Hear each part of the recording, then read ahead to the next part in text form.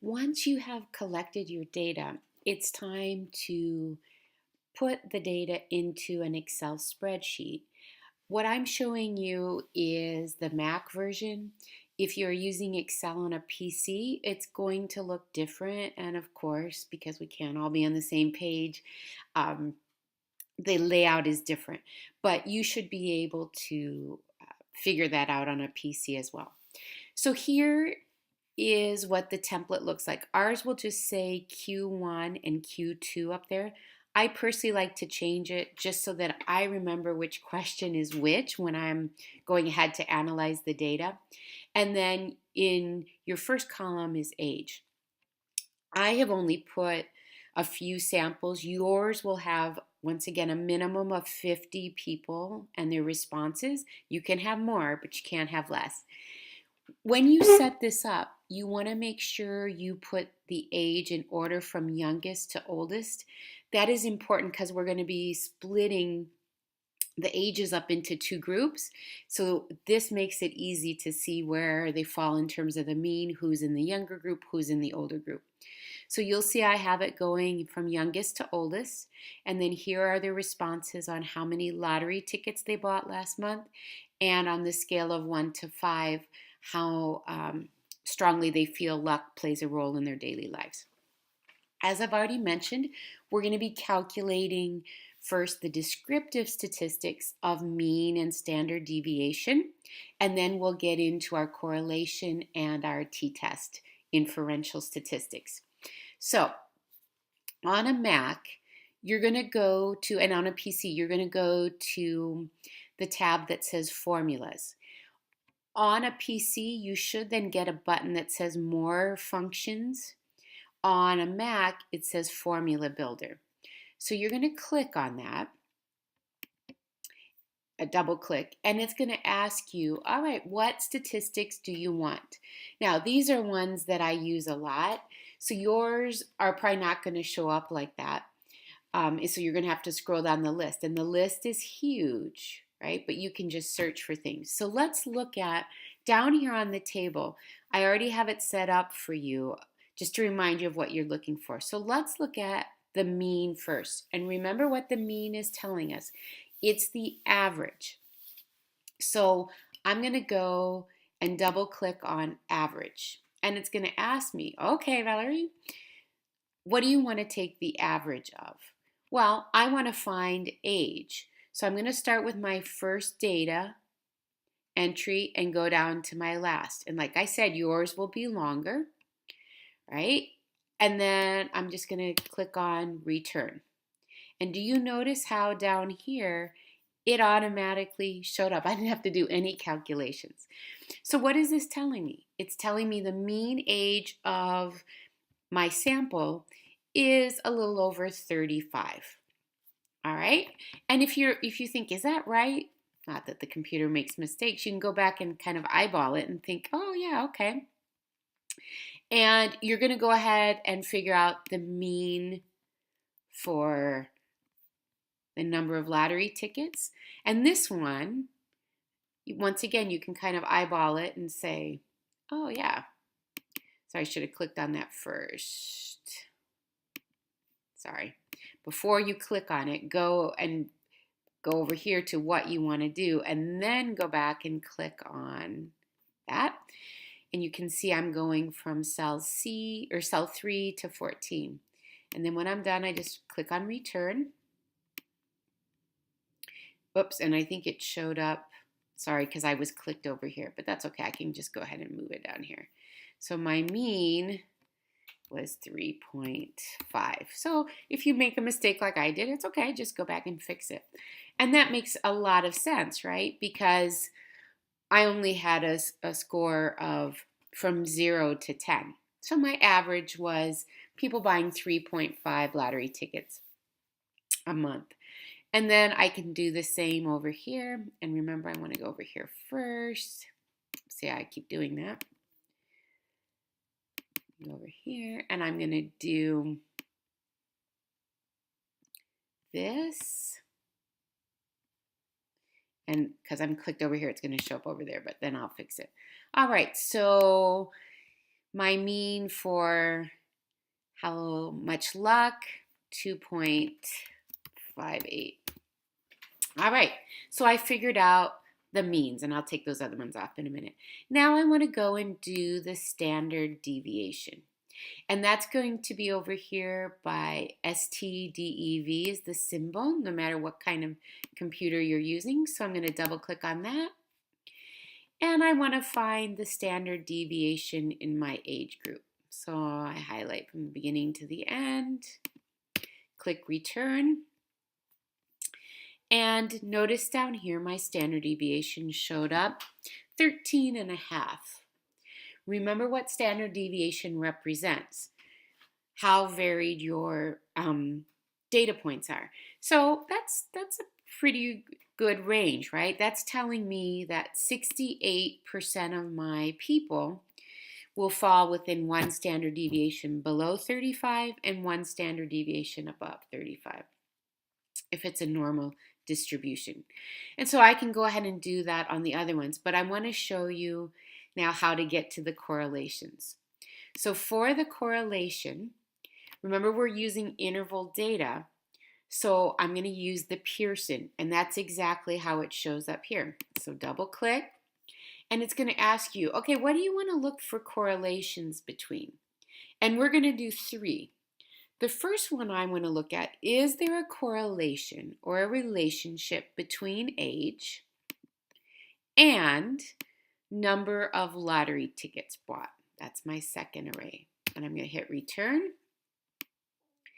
And when I come down here, let's see what it tells me. The correlation, so the Pearson value is 0.06.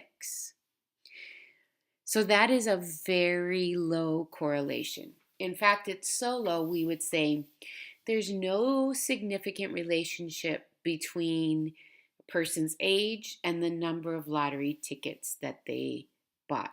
We're not seeing any connection. All right, interesting. So let's go and let's do another one. Now I want to see, so if you look down here, I'm looking at correlation between columns 2 and 3 now. So is there a correlation between number of lottery tickets bought and the roll of luck? And I told you, I thought there might be. And I just made up these numbers, by the way. But let's just look here. Now look at that correlation between the two. 0.61, and it's positive. If it doesn't have a negative in front of it, it's positive. So that's a moderately positive relationship.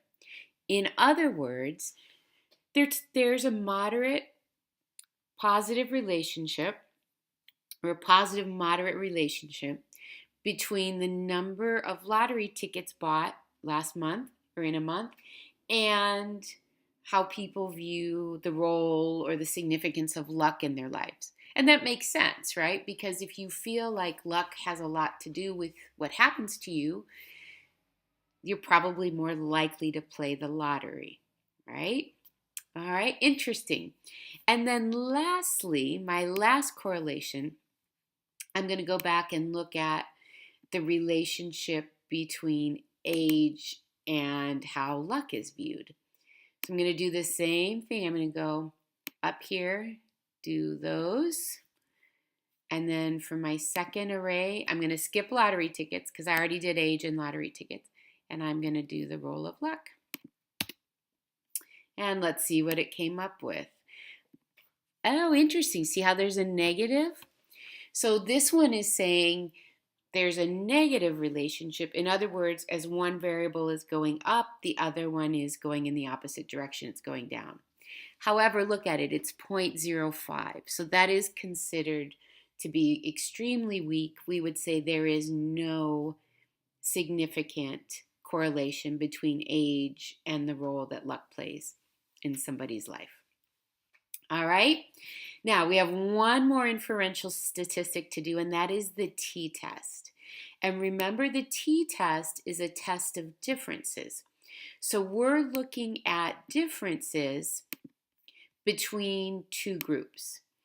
And the way we're going to break our groups up is by age. So if we go back and we look at our mean score of age, our mean value was 35. I'm just going to round. So I'm going to break my participants up into two groups, those who are below the mean and those who are above the mean.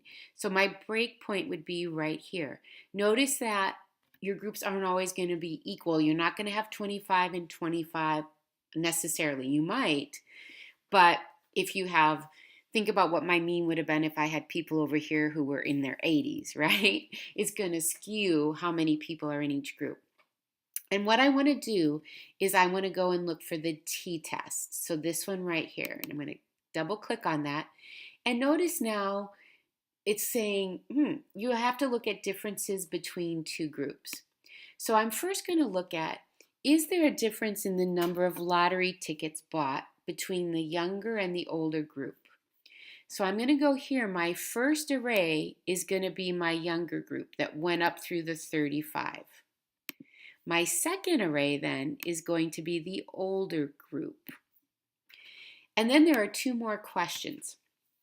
These, I'm going to tell you what to put in. Tails just means it's a two-tailed t-test, so we're looking at differences on both ends of the curve, on the high end and the low end. And then the type is 3. That's above the scope of this class. What that means is that we're looking at two sample groups of unequal variance. Okay? You don't need to know that. And then when I'm done, I hit return again. And let's go down here and look. It's telling me the t-test. This is not the t-score. This is rather the probability level of error. So I want you to remember that this stands for the p-value. And what have we learned across the universe? For a study to be considered statistically significant, for the results to be considered statistically significant, the p-value has to be less than 0.05. So there has to be less than a 5% chance of error. If we look at this p-value is 0.66. So it's telling me that there's a 66% chance of error in the findings. That is way too high.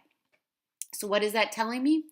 It's telling me that there is not a significant difference between the younger and older people and the amount of lottery tickets that they buy. Interesting, huh? All right, let's go to the last one. And I'm going to do a t-test again. And I'm going to look at now, is there a difference between the younger people and the older people in terms of how they see the roll of luck? Remember, it's two tails and type 3, and I hit return. Notice it gives you the results here too. All right, I found the same thing. That p-value is way too high to be considered any statistically significant differences. So in terms of differences between the younger and older, I did not find anything in terms of the two dependent variables I was looking at. All right, so this takes a little practice, but hopefully this video will help you set up for success. Also, you can go on YouTube and find videos on how to do statistical tests using Excel. All right, so what's cool about this is to be able to right away see the results of your data using these and not having to calculate by hand or using a calculator. So I hope you enjoy this assignment and it helps you feel like you are a researcher.